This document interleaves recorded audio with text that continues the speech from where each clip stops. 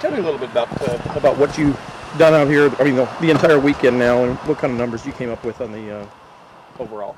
Well, this weekend we had the Labor Day no-refusal event where in Montgomery County, if anyone was stopped and arrested for DWI or BWI,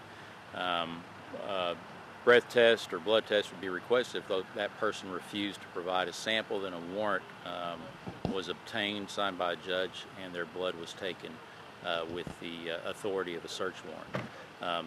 During the weekend, there were 22 DWI and BWI arrests.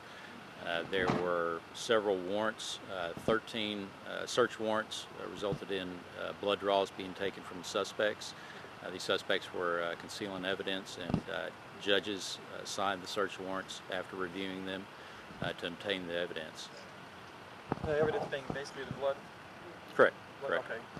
Is it, since September 1 of blood draws, pretty much easier now? It seems a little easier? Sure. With September 1st came some new laws that there's more instances where blood draws are mandatory. If someone is stopped and has at least 2 prior convictions for DWI, a blood draw is mandatory. No search warrants needed. There's several other instances where the blood draw is mandatory. In those instances, that person is requested first to voluntarily provide a sample of their breath and or blood, and if they refuse, then their blood is taken based on the new statutes. Now, most of these these 22 were mostly taken off the streets or some processed other places, or just basically Batmobile over here? The Houston PD had the Batmobile available in Montgomery County. They came out there.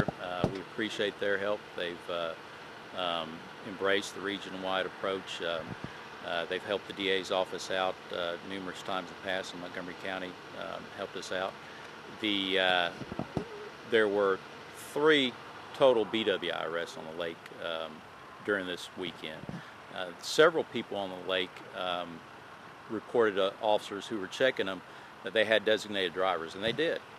The message has gotten out there, and people have figured out that if they're going to drink a little too much, they need to get somebody to drive that boat. What do you think about the highway signs? Do you think that helped a little too? Yeah, sure. I think the highway signs put the message out there that, and that's what we wanted. We wanted to have something that was not only enforcement but deterrence and education, to let people know, hey, there's a consequence. Think about it before you do it, and if somebody does that, get a designated driver, or decides to just stay home, then we're going to be preventing a wreck or at least that person being arrested. So in the end, the goal is to have no DWIs. In Mexico, I never knew. It's too much bad here.